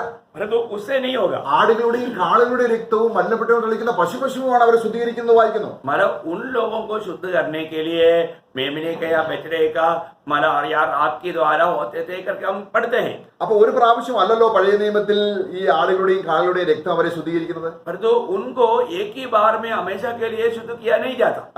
അവിടെ ലേബർ വെച്ചിരിക്കുന്ന വെള്ളമുണ്ട്. वहां पर बर्तन में रखा हुआ वो पानी है. അത് ശുദ്ധീകരണത്തിന് വേണ്ടി തന്നെയാണ്. वो शुद्धिकरण के लिए रखा है. എന്നാൽ ആ പഴയ നിയമത്തിലെ ആ ശുദ്ധീകരണത്തിന്റെ പ്രക്രിയ പുതിയ നിയമത്തിൽ എങ്ങനെയാണ് അപ്ലൈ ചെയ്യുന്നതാണ് 14-ാം വാക്യത്തിൽ 13-14 പഠും. परंतु वो पुराना नियम में शुद्ध किया जाने वाला कार्यों को नया नियम में कैसा किया जाता है, वो बात को हम इब्रानियों का पत्री उसका 9 अध्याय 13-14 वचन में पढ़ता है. क्योंकि जब बकरों और बैलों का लहू और कलोर की राख का अपवित्र लोगों का छिड़का जाना शरीर की अशुद्धता के लिए उन्हें पवित्र करता है, तो मसीह का लहू जिसने अपने आप को सनातन आत्मा के द्वारा परमेश्वर के सामने निर्दोष चढ़ाया, तुम्हारे विवेक को मरे हुए कामों से क्यों न शुद्ध करेगा, ताकि तुम जीवित परमेश्वर की सेवा करो. ഓ പ്രൈസ് ദി ലോർഡ്. അപ്പോൾ ജീവനുള്ള ദൈവത്തെ ആരാധിക്കണമെങ്കിൽ അർപ്പകൻ ആരാധനക്കാരന്റെ മനസാക്ഷി നിരന്തരം ശുദ്ധീകരിക്കപ്പെട്ടുകൊണ്ടേയിരിക്കണം. जीवित परमेश्वर की आराधना करने के लिए आराधक का विवेक हमेशा शुद्ध होते जाना चाहिए. അപ്പൊ ദൈവത്തിന്റെ വചനമാണ് ഈ ക്രിസ്തുവിന്റെ രക്തത്തിന്റെ മൂല്യത നമുക്ക് കാണിച്ചു തരുന്നത്. प्रभु का वचन हमें प्रभु यीशु मसीह का लहू का महत्व या मूल्य हमें बताता है. നമ്മൾ എപ്പോഴും അറിഞ്ഞോ അറിയാതെയോ നമ്മൾ അശുദ്ധരാകുന്നുണ്ട്. हम जाने अनजाने हम रोज पापी अशुद्ध होता है. മത്തായിയുടെ സുവിശേഷം 15-ാം അധ്യായത്തിൽ കൈ കഴുകാത്തതിനെ കുറിച്ച് പരീശന്മാര് കർത്താവിനെ കുറ്റം പറഞ്ഞു. जब मत्ती 15 अध्याय में हाथ चले लोग हाथ ना धोने के बारे में फरीसी लोगों ने उसके बारे में कमेंट्स किया या कंप्लेन किया. കർത്താവ് പറഞ്ഞു നിങ്ങളുടെ സമ്പ്രദായം കൊണ്ട് ദൈവവചനത്തെ ദുർബലമാക്കും. प्रभु ने बोला तुम अपनी रूढ़ी परंपरा के सिद्धांतों के द्वारा प्रभु की व्यवस्था को तुच्छ करते हो. കൈ കഴുകാതെ ആഹാരം കഴിക്കുന്നതാണോ ഒരു മനുഷ്യനെ അശുദ്ധനാക്കുന്നത്? क्या हाथ ना धो करके मतलब खाना खाने से एक व्यक्ति को वो अशुद्ध कर सकता है? അവരൊക്കെയും കുരുടന്മാരാണ്. इसलिए उनके बारे में कहा कि तुम लोग अंधे अगुए हैं. എന്നാൽ ഒരു മനുഷ്യനെ അശുദ്ധമാക്കുന്ന ആദ്യം പറയുകയാണ് परंतु वहां पर प्रभु कहता है कि एक मनुष्य को अशुद्ध करने वाला बात क्या है करके पहले जो बताता है ദുർചിന്ത. वो बुरी विचार. ഒരു ദിവസം എത്ര ദുർചിന്ത വരാറുണ്ട്? एक दिन में कितनी प्रकार का बुरी चिंता हमारे दिल में आते हैं. പക്ഷെ നമ്മൾ മലിനപ്പെട്ടു തോന്നുന്നില്ല. परंतु हम अपने आप को मैं अशुद्ध हो गया करके हमको लगता नहीं. അപ്പൊ നമുക്ക് ബോധ്യമാകാത്ത ഒരുപാട് മലിനത നമ്മൾ അറിയാതെ തന്നെ നമ്മൾ വരുന്നുണ്ട്. प्रियो हमारे जीवन में हम ना जाने हमारे अंदर ऐसे अशुद्धि की बात बहुत से बार बहुत रीति में आते हैं. ദോഷം കണ്ടുകൂടാനാ പാടില്ലാത്ത ദൈവത്തിന്റെ ദൃഷ്ടിയുടെ മുമ്പിൽ യേശു ക്രിസ്തുവിന് ഭയങ്കര റെസ്പോൺസിബിലിറ്റിയാണ്. നമ്മൾ അറിയാത്ത പാപങ്ങളും നമുക്ക് വേണ്ടി കഴുകിക്കൊണ്ടേയിരിക്കുകയാണ് അവൻ. प्रियो प्रभु बुराई नहीं देख सकता, ऐसा महान परमेश्वर का दृष्टि में हमें किसी प्रकार का भी अयोग्य ना रहने के लिए प्रभु हमें रोज हमेशा धोते रहता है। നമ്മള് ലേവ്യ പുസ്തകം അതിന്റെ 5-ാം അധ്യായത്തിലുണ്ട്. लेवी 5 अध्याय में वो बात को हम देखता है। ഒരുപക്ഷെ നീ ഒരു പാപം ചെയ്യുമ്പോൾ പാപമാണെന്ന് നിനക്ക് ബോധ്യമായില്ലെങ്കിലും പാപമാണ്. यदि अगर आप एक पाप करने के बाद में लेवी 5 अध्याय का 17 वचन में हम पढ़ता है कि ना जानकर करेगा तो भी तुम पापी है। പക്ഷെങ്കിൽ അത് നിനക്ക് ബോധ്യമാകുമ്പോൾ നീ പ്രായശ്ചിത്തം ചെയ്യണം. परंतु जिस बात को आपको नहीं समझा, लेकिन जब आपको समझ में आएगा तो जरूर उसका प्रायश्चित का मेरी करना ही है। എന്റെ അനുഭവത്തിൽ തന്നെ നോക്കുകയാണെങ്കിൽ ഞാൻ അനേക വർഷങ്ങൾക്ക് മുമ്പ് ചെയ്ത പാപങ്ങൾ ചിലപ്പോൾ കർത്താവിനോട് പ്രാർത്ഥിച്ച് 4-5 വർഷം കഴിഞ്ഞിട്ടായിരിക്കാം ഒരുപക്ഷെ അതിനെക്കുറിച്ച് ബോധ്യമാകുന്നത്. जब मैंने मेरी जीवन में अगर बोलेगा तो मैंने किया वो पापों के बारे में मैंने उस बात को 4-5 साल के बाद में मुझे उसका बारे में ज्ञान मिलता है, तभी मैं प्रभु से प्रार्थना करता है। അപ്പോൾ നമ്മളത് ഏറ്റു പറയുന്നു. उस समय में मैं उसको कबूल करता है। പക്ഷെ ദൈവത്തിന്റെ മുമ്പിൽ ആ സമയം വരെ നിർത്താൻ ദൈവത്തിന്റെ അടിസ്ഥാനം വേണം. परंतु ये इतना लंबा समय गया, वो समय तक प्रभु के सामने मुझे खड़ा करने के लिए कुछ तो प्रबंध चाहिए। Price the Lord. Praise the Lord. നമ്മുടെ കർത്താവിന്റെ ശുശ്രൂഷ എത്ര ശ്രേഷ്ഠമാണ്. प्रियो, हमारा प्रभु इसका बीच में हमारे लिए जो काम किया वो सेवकाई कितना महान है करके आप जानते हैं क्या? അവ കഴുകിക്കൊണ്ടേ തുടങ്ങി. क्योंकि वो हमें धोते ही रहता है। നമ്മുടെ ശരീരത്തിന്റെ വീണ്ടെടുപ്പ് പ്രാപിക്കുന്നത് വരെയും അവൻ കഴുകിക്കൊണ്ടേയിരിക്കുകയാണ്. जब तक हमारा शरीर का छुटकारा नहीं होता तब तक वो हमें धोते ही रहता है। प्रियो, അപ്പോൾ കർത്താവ് നമ്മളെ സ്നേഹിക്കുന്നു എന്ന് പറയുന്നതിൽ ഒരു അടിസ്ഥാന കാര്യം നമ്മളെ കഴുകിക്കൊണ്ടേയിരിക്കുന്നു. प्रभु हमें प्यार करता है, उसका एक मूल बात या भेद की बात क्या है कि वो हमें धोते ही रहता है। അവൻ കഴുകാൻ തുടങ്ങി. वो हमें धोना शुरू किया। ആ സ്നേഹത്തിന്റെ ആ വശം തന്നെ നമ്മൾ ചിന്തിക്കുമ്പോൾ अगर हम उसकी प्रेम के बारे में अगर सोचे तो നമ്മൾ ചിന്തിക്കും എന്തുകൊണ്ടാണ് കർത്താവ് നമ്മളെ ഇങ്ങനെ കഴുകുന്നത്. प्रभु ऐसे हमें क्यों धोते हैं? നമ്മൾ ആവർത്തന പുസ്തകം അതിന്റെ 7-8 വാക്യങ്ങളൊന്ന് വായിക്കാം. 7 വായിച്ചാലും മതി. व्यवस्था विवरण 7 अध्याय का 7 वचन हम पढ़ेंगे। व्यवस्था विवरण अनुवाद 7 अध्याय का 7 वचन। यहोवा ने जो तुमसे स्नेह करके तुमको चुन लिया, इसका कारण यह नहीं था। അവിടെ ഒരു വാക്യം വായിക്കുന്നുണ്ട്, ഞാൻ നിങ്ങളെ സ്നേഹിച്ചത് എന്തെങ്കിലും നിങ്ങളുടെ യോഗ്യത കൊണ്ടല്ല. यहाँ पर प्रभु कहता है कि मैं तुझे जो प्रेम किया वो तुम्हारा कोई अच्छे कामों की कारण नहीं, നിങ്ങൾ വലിയ പെരുപ്പമുള്ള വലിയൊരു ജാതി ആയതുകൊണ്ടല്ല. तुम लोग एक बड़ी जाति था इसलिए नहीं। പിന്നെ എന്തുകൊണ്ടാണ്? फिर क्यों है? ഒരു കാരണവും കൂടാതെ സ്നേഹിച്ച സ്നേഹം. कोई कारण नहीं था, वो बिना कारण का प्रेम किया। മനുഷ്യരുടെ സ്നേഹം എന്ന് പറഞ്ഞാൽ എന്തെങ്കിലും ഒരു കാരണം വേണം. मनुष्य का प्रेम के पीछे कुछ ना कुछ कारण चाहिए। അപ്പൊ ഈ കർത്താവിന്റെ സ്നേഹം എങ്ങനെയുള്ള സ്നേഹമാണ്? परंतु प्रभु का प्रेम कैसा प्रेम है? കോസ്റ്റ്ലെസ്, ഒരു കാരണവും കൂടാത്ത സ്നേഹം. मतलब उसमें किसी प्रकार का कोई विषय नहीं था। കർത്താവ് തന്റെ ശിഷ്യന്മാരെ സ്നേഹിച്ച സ്നേഹം, അന്ത്യത്തോളം സ്നേഹിച്ച സ്നേഹം എങ്ങനെയാണ്? ഒരു കാരണവും കൂടാതുള്ള സ്നേഹം. प्रभु ने अपने चेलों को अंत तक जो प्रेम किया वो कैसा प्रेम है? वो कोई कारण नहीं, उनमें कोई खूबी था इसलिए नहीं। എന്നാൽ ആ കാരണം എന്ന് പറഞ്ഞാൽ വേറൊരു വശത്ത് പറയുമ്പോൾ अगर एक कारण अगर हम दूसरी साइड से देखेगा तो ഒരു കാരണവും കൂടാതെ നമ്മൾ അവനെ ദ്രോഹിച്ചതിന്റെ സ്നേഹമാണ്. हम लोग कुछ भी कारण ना होते हुए भी प्रभु को हम सताते रहा, वो कारण है।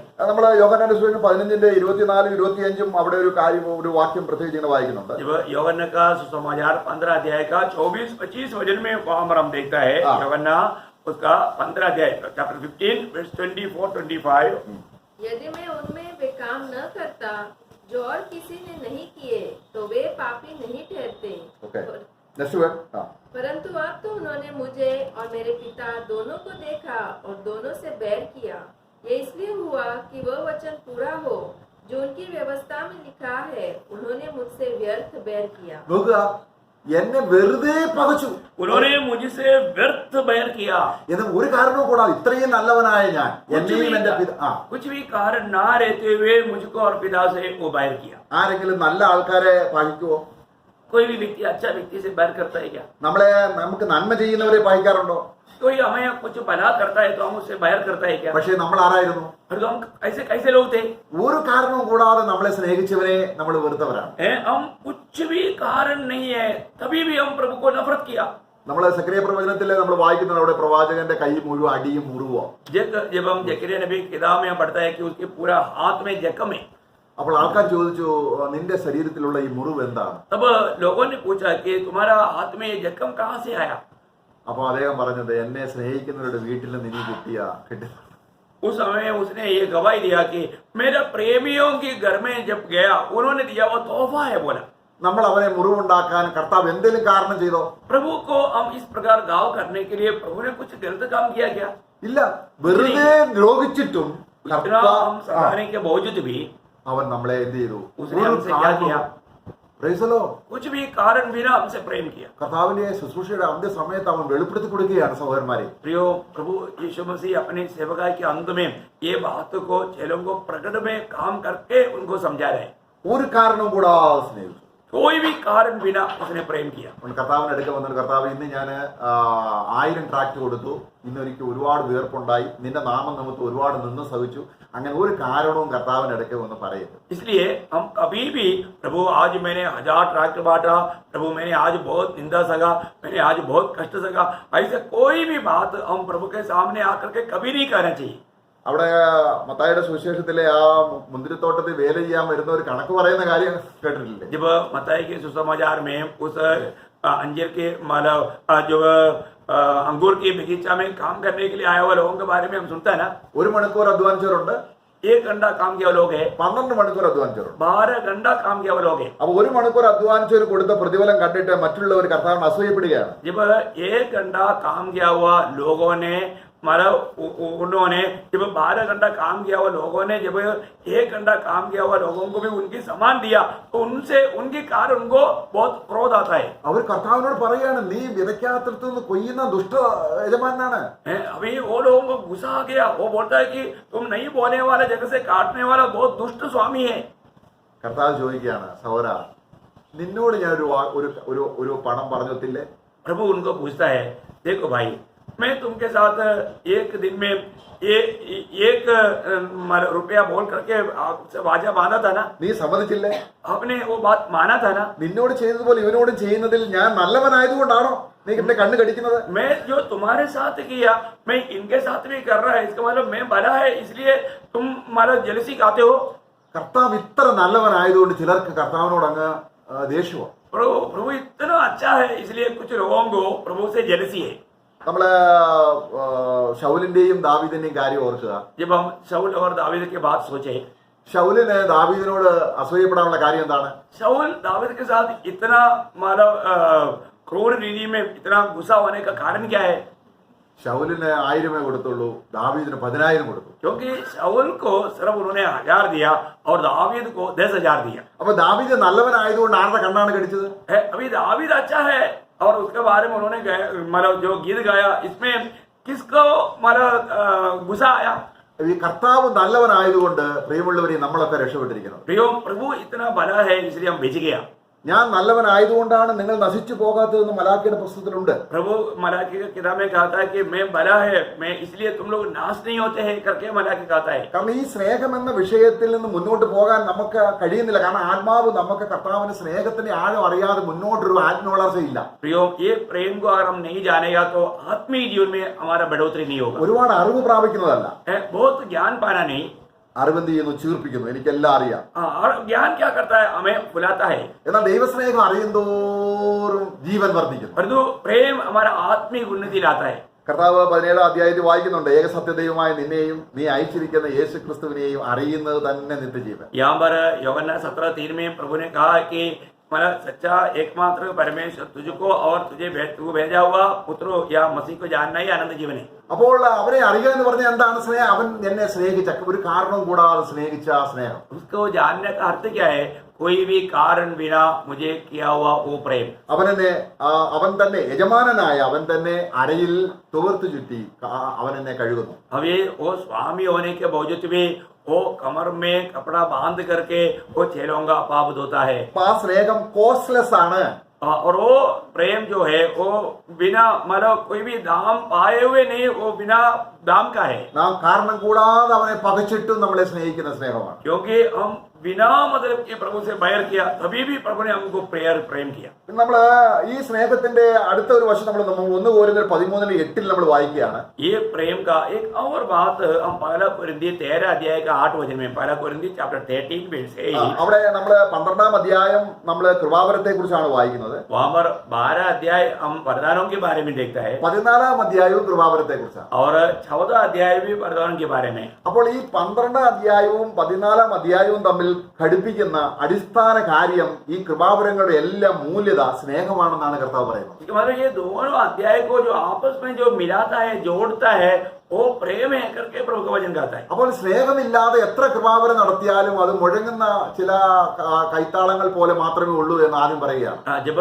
अगर प्रेम के अलावा हम कितना भी आत्मिकता दिखाए तो वो सिर्फ झिंझनाट करने वाला, आवाज देने वाला एक वस्तु के अलावा कुछ भी नहीं करके प्रभु का वचन गाता है. അപ്പം തനിക്കുള്ളവരെ അന്ത്യത്തോളം സ്നേഹിച്ചു എന്ന് അവൻ അതിന്റെ ആ സമയമായി എന്ന് അറിഞ്ഞിട്ട് അവൻ ആ സ്നേഹിച്ച സ്നേഹത്തിന്റെ ഒരു വശം നമ്മൾ കണ്ടു, അത് കാരണം കൂടാതുള്ള സ്നേഹമാണ്. जब प्रभु ने अपने लोगों को अंत तक जो प्रेम किया, वो प्रेम के बारे में हमने देखा, वो कोई कारण नहीं उसका, वो बिना कारण की प्रेम था. ഇവിടെ നമ്മൾ വായിക്കുന്നത് 13:8 വായിക്കും സിസ്റ്റർ.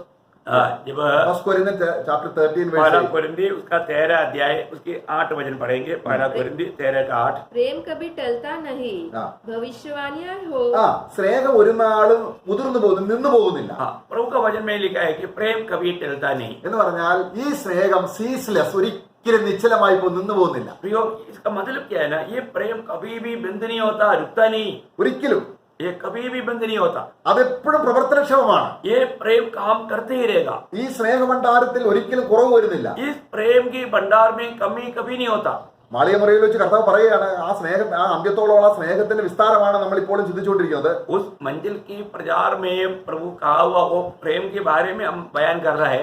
അപ്പോൾ എന്നെ സ്നേഹിക്കുന്നത് എങ്ങനെയുള്ള സ്നേഹമാണ് കർത്താവ്? प्रभु मुझसे जो प्रेम करता है वो कैसा प्रेम है?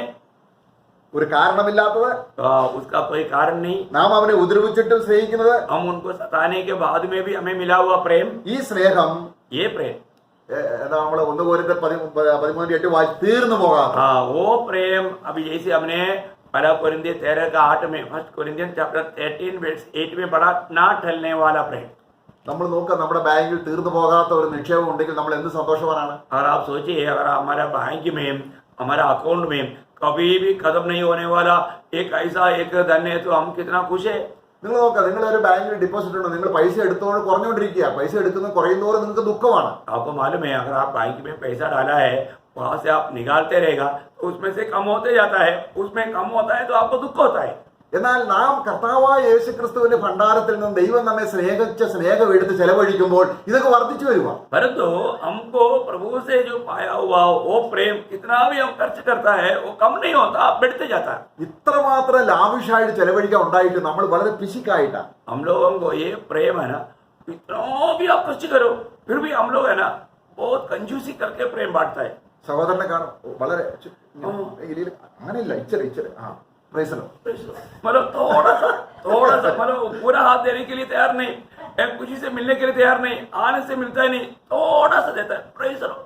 പലരും ധനവാന്മാരാകുന്നത് ജീവിതം പിശുക്കുക. അപ്പൊ അതുകൊണ്ടായിരിക്കും അവർ സ്നേഹം കാണിക്കുന്നത് പിശുക്കുക. बहुत लोग, दुनिया के लोग जैसे धनवान बनने के लिए कंजूसी करता है, इसलिए आत्मीय जीवन में भी आने के बाद में कंजूसी करके वो बढ़ना चाहता है. नहीं, ऐसा नहीं हो सकता. ഇവിടെ നോക്കുക, ഈ ഒരു ആത്മീയ സീക്രട്ട് എന്ന് പറയുന്നത് അവന്റെ സ്നേഹം എത്രത്തോളം ഉപയോഗിക്കുക അത്രയൊക്കെ വർദ്ധിക്കുക. प्रियो, आत्मिक जीवन में आप जितना अधिक व्यापार करेंगे, कितना अधिक देंगे, उतना अधिक बढ़ते जाएंगे. അത് നമ്മൾ ഇലക്ട്രിസിറ്റി ബിൽ ഉപയോഗിക്കുന്നത് പോലാണ്. हम लोग जो इलेक्ट्रिसिटी बिल यूज करते हैं वैसे, എത്ര അധികം ഉപയോഗിച്ചോ അത്രത്തോളം ബില്ല് കൂടും. क्योंकि जितना अधिक आपने यूज किया बिल भी उतना बढ़ेगा, कम नहीं होगा. പക്ഷെ ഇങ്ങനെ തല കറങ്ങേണ്ട ആവശ്യമില്ല. परंतु यदि चक्कर आने की जरूरत नहीं. പൗലോസ് ആയിരിക്കും സ്വർഗത്തിലെ സ്നേഹമാകുന്ന കരണ്ട് ഏറ്റവും അധികം ഉപയോഗിച്ച വ്യക്തിയുടെ ബില്ല്. शायद पौलुस हो सकता है कि उन्होंने प्रभु का प्रेम को सबसे ज्यादा उपयोग किया हुआ उसका बिल आएगा. ദൈവത്തിന് എത്ര സന്തോഷമാണ്, प्रभु को कितना प्यार है, എന്റെ സ്നേഹം ഏറ്റവും അധികം ഉപയോഗിച്ച വ്യക്തി. क्योंकि मेरा प्रेम को सबसे ज्यादा इस्तेमाल किया हुआ मेरा बेटा.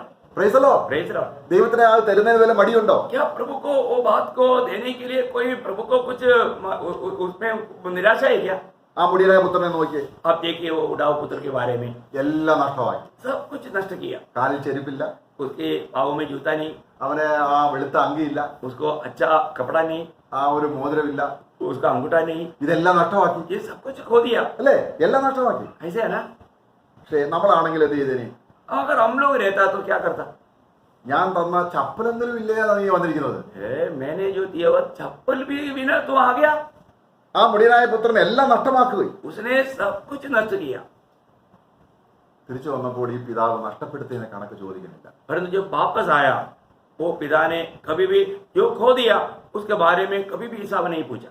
ഈ അവസ്ഥയിൽ എന്റെ മകൻ ഇനി എന്ത് ചെയ്യാൻ കഴിയുമെന്നാണ് പിതാവ് അന്വേഷിക്കുന്നത്. अभी നോക്കുക, वो पिता एक खोज में है, इस अवस्था में मेरा बेटा क्या कर सकता है, उसके लिए क्या कर सकता है, वो पिता का विचार है। നമ്മുടെ സ്നേഹത്തിൽ നിന്ന് എത്ര വ്യത്യസ്തമാണ് ദൈവത്തിന്റെ സ്നേഹം. प्रियो, हमारा प्रेम से कितना फर्क स्वर्गीय पिता का प्रेम में। നമ്മൾ നഷ്ടപ്പെടുത്തിയതിനെയല്ല, हम जो नष्ट किया, खो दिया, उसका बारे में नहीं। പിതാവിന് എന്ത് ചെയ്യാൻ കഴിയുമെന്ന് കർത്താവ് വെളിപ്പെടുത്തുകയാണ് ആ ഉപമയിലൂടെ. उस पिता और भी वो बेटे के लिए क्या कर सकता है करके उसको दृष्टांत के द्वारा प्रभु प्रकट करता ഒരു है। വലിയ ചെലവ് നടത്താൻ പോവുകയാണ്, एक बहुत बड़ा खर्च करने जा रहा ഒരു है, ഉത്സവം നടത്താൻ പോവുകയാണ്. एक बड़ा पर्व मनाने जा रहा है, കാരണം എന്റെ മകൻ വന്നു. क्योंकि मेरा बेटा वापस അതുകൊണ്ട് आ എന്ത് गया। ചെയ്യണം? इसके लिए मैं क्या करना चाहिए? അടുപ്പിച്ച മൃഗത്തെ അറക്കുക, एकदम तगड़ा उस बछड़े को ला करके काटो സംഗീതക്കാരെ വിളിക്കുക. और गीत गाने वालों को बुलाओ। Price the Lord. കാര്യം എന്താണ്? कारण क्या है? എന്റെ മകനെ സ്നേഹിക്കാൻ എനിക്ക് ഇനി അവസരം കിട്ടിയിരിക്കണം. അവൻ തിരിച്ചു വന്നിരിക്കുന്നു എന്റെ വീട്ടിലേക്ക്. അവൻ മരിച്ചവനായിരുന്നു, ഇതാ അവൻ വീണ്ടും ജനിച്ചിരിക്കുന്നു. मेरा बेटे को वापस और प्यार करने के लिए मुझे मौका मिल गया। वो मर गया था पर तो देखो अभी वो मतलब जिंदा होकर के मुझे मिल गया। ये खुशी वो पिता बांटता है। അപ്പോൾ നമ്മളെ സംബന്ധിച്ചിടത്തോളം ഈ പിതാവിന്റെ സ്നേഹം എത്രത്തോളം നമുക്ക് ചെലവഴിക്കാൻ കഴിയുന്നു അത്രത്തോളം ചെലവഴിക്കണം ഈ ഭൂമിയിൽ. इस पिता के संबंध में हम लोग उस प्रेम जो पाया वो ज्यादा से ज्यादा हम बांटना चाहिए। നമ്മുടെ സ്നേഹമല്ല, ये हमारा प्रेम नहीं, ദൈവം നമ്മെ സ്നേഹിച്ച സ്നേഹം. प्रभु जो हमें जो प्रेम किया हुआ प्रेम। നമ്മളത് റോമലേഖനം അതിന്റെ 5-ാം അധ്യായത്തിന്റെ 5-ാം വാക്യത്തിൽ വായിക്കുന്നുണ്ട്. हम लोग रोमियों का पत्री 5 अध्याय का 5 वचन में पढ़ता है। അവിടെ നമ്മളിൽ പകർന്ന പരിശുദ്ധാത്മാവിന്റെ ആ വലിയ സ്നേഹം നമ്മുടെ ഹൃദയത്തിലാണ് പകർന്നിരിക്കുന്നത്. यहाँ पर हम देखते हैं कि जो हमें मिला हुआ पवित्र आत्मा के द्वारा प्रभु ने अपना प्रेम हमारे दिल में डाल दिया है। അത് പിന്നെയും പിന്നെയും അവൻ പകരും. वो वापस भी वो उंडेलते रहता है। അപ്പോഴാണ് ഹൃദയം വിശാലമാകുന്നത്. उस समय में हमारा हृदय विशाल हो जाता है। അപ്പം വിരിച്ചൊരുക്കിയ ഒരു വിശാലമായ മുറിയാണ് ഈ സ്നേഹം ഉൾക്കൊള്ളാൻ വേണ്ടിയത്. तैयार किया हुआ एक अच्छा कमरा ये प्रेम को बांटने के लिए चाहिए। നമ്മള് സങ്കീർത്തനത്തിൽ വായിക്കുന്നുണ്ട്, നിന്റെ വായ വിസ്താരത്തിൽ തുറക്ക, ഞാൻ അതിനെ നിറയ്ക്കും. जब हम भजन संगीत में पढ़ता है कि तू अपने मुंह को खोल, मैं उसको भर दूंगा। കാരണം എത്രത്തോളം നമ്മൾ ദൈവസ്നേഹത്തെ അറിയാൻ ആഗ്രഹിക്കുന്നു അത്രത്തോളം നമ്മൾ നിറച്ചുകൊണ്ടിരിക്കുക. जितना अधिक हम प्रभु का प्रेम को प्रभु को जानने के लिए चाहता है उतना अधिक प्रभु हमें उस ज्ञान से भर देगा। നമ്മൾ ചിന്തിക്കുന്നത് യോഹന്നാന്റെ സുവിശേഷം 13-ാം അധ്യായത്തിന്റെ 1-ാം വാക്യത്തിൽ കർത്താവ് കാല് കഴുകിയതിനോടുള്ള ബന്ധത്തിൽ അവന്റെ അനവസാനമില്ലാത്ത സ്നേഹത്തിന്റെ പ്രകടനത്തിൽ നിന്നാണ് നമ്മൾ സംസാരിക്കുന്നതല്ല. हम लोग अभी तक जो विचार कर रहे हैं यूहन्ना का सुसमाचार 13 अध्याय में अपनी चेलों को जो प्रभु ने जो प्यार दिया उनके पापों को धो करके उन्होंने अपने कार्य करके उनको दिखाया, उसके बारे में हम लोग विचार कर रहे हैं। നമ്മൾ എബ്രായ ലേഖനം 13:8 जब इब्रानियों का पत्र 13 अध्याय का 8 वचन में हिब्रू चैप्टर 13 verse 8 ഈ കാര്യത്തിൽ കർത്താവ് ചേഞ്ച്ലെസ് ആണ്, ഒരിക്കലും അവനെ മാറ്റമില്ലാത്തവനാണ്. यहाँ पर हम एक बात जानना, हमारा प्रभु कल आज और कल एक सा है, वो कभी बदलता नहीं, ഒരിക്കലും മാറത്തില്ല. वो कभी बदलता नहीं। നമ്മൾ മാറിപ്പോയേക്കാം, हम बदलता है, അനേകരുടെ സ്നേഹം തണുത്തു പോകും. बहुत से लोगों का प्रेम ठंडा हो जाएगा। എന്നാൽ അതാണ് നമ്മള് ആ കർത്താവിന്റെ സ്നേഹത്തിന്റെ ആ മഹത്വം. കർത്താവ് മാറ്റമില്ലാത്തത് കൊണ്ട് പിന്നെയും പിന്നെയും നമ്മൾ കർത്താവിന്റെ അടുക്കൽ ചെന്ന് ആ സ്നേഹം നുകരണം. प्रभु का महत्व यही है कि प्रभु बदलता नहीं, इसलिए हम बार बार प्रभु के निकट जाकर के वो प्रेम को अनुभव करना चाहिए। നമ്മുടെ ജീവിതത്തിൽ കഷ്ടങ്ങളും പ്രയാസങ്ങളും വരും. हमारे जीवन में कष्ट और क्लेश जरूर आएगा, ഏതായാലും കർത്താവ് അറിയാതെയല്ല. ये कोई भी बात प्रभु ना जानते हुए नहीं। പക്ഷെങ്കിൽ ഇത് നമ്മൾ അബ്രഹാമിനെ നമുക്കറിയാം. അബ്രഹാമിന്റെ ജീവിതത്തിൽ ഒരു പരീക്ഷ വന്നു. അത് പരീക്ഷയല്ല, ടെസ്റ്റാണ്. जब हम जानते हैं कि अब्राहम के जीवन में एक परीक्षा या एक शोधना आया, അത് ദൈവം അബ്രഹാമിനെ സ്നേഹിക്കുന്നതിന്റെ ആഴം ഓക്കെ നമുക്ക് അബ്രഹാമിനെ കർത്താവ് ടെസ്റ്റ് ചെയ്യുകയാണ്. जब यहाँ पर हम देखते हैं कि हमारा अब्राहम को प्रभु एक परीक्षा या फर्क करता है। കർത്താവിന് മനസ്സിലായി അബ്രഹാമിന് പണ്ട് ഇസാക്ക് ഇല്ലാതിരുന്നപ്പോഴുള്ള സ്നേഹം ഇപ്പോൾ ദൈവത്തോടില്ല. प्रभु ये बात को जान लिया है कि जो पहले इसहाक का मतलब मिलने से पहले जो प्रेम था वो प्रेम अभी अब्राहम में नहीं है। അപ്പം അബ്രഹാമിനെ ആ സ്നേഹത്തിലേക്ക് തിരികെ കൊണ്ടുവരികയാണ് ദൈവം ആ പരീക്ഷയിലൂടെ ചെയ്തത്, അല്ലെങ്കിൽ ആ ടെസ്റ്റിലൂടെ ചെയ്തത്. अभी जो पहला प्रेम में अब्राहम को लौटा लाना ये प्रभु का उद्देश्य था, यही इस परीक्षा के द्वारा प्रभु ने किया। അപ്പം കഷ്ടങ്ങളോ പ്രയാസങ്ങളോ ടെസ്റ്റുകളോ നമ്മുടെ ജീവിതത്തിൽ വരുന്നത് നമുക്ക് ഈ സ്നേഹം തീവ്രമാക്കാനുള്ള ദൈവത്തിന്റെ കാര്യപരിപാടിയാണ്. कोई भी कष्ट क्लेश निंदा कुछ भी बात जो आता है वो हमें प्रभु का प्रेम में हमें और भी बढ़ाने के लिए वो काम लाता है। അവൻ നമ്മെ സ്നേഹിച്ചതിന്റെ ആഴം അറിഞ്ഞെങ്കിലേ നമുക്ക് അങ്ങോട്ട് സ്നേഹിക്കാനുള്ള ആ കഴിവ് കിട്ടുന്നുള്ളൂ. प्रभु हमें कितना प्रेम किया उसकी गहराई जानेगा तभी हम प्रभु को प्रेम करने के लिए हमें कारण बनेगा. അപ്പോൾ ഇവിടെ നമ്മൾ ഉത്തമഗീതം അതിന്റെ 8-ാം അധ്യായം 7-ാം വാക്യത്തിൽ ശിഷ്ടപ്പെടും. श्रेष्ठ गीत 8 अध्याय का 7 वचन हम पढ़ेंगे. श्रेष्ठ गीत उसका 8 अध्याय का 7 वचन. पानी की बाढ़ से भी प्रेम नहीं बुझ सकता. ഇവിടെ വെള്ളം എന്ന് ഉദ്ദേശിക്കുന്നത് ജീവിതത്തിൽ വരുന്ന കഷ്ടങ്ങളും പ്രയാസങ്ങളുമാണ്. यहाँ पर जो पानी यहाँ पर जो बोलता है वो हमारे जीवन में आने वाला कष्ट और क्लेश को दिखाता है. കാരണം കർത്താവ് വെള്ളത്തെ വീഞ്ഞാക്കി. क्योंकि प्रभु ने पानी को दाखरस बनाया. അത് കർത്താവ് ചെയ്ത തന്റെ അത്ഭുതം, തന്റെ ദിവ്യത്വം വെളിപ്പെടുത്താൻ വേണ്ടി ആ വെള്ളം മരണമാണ്.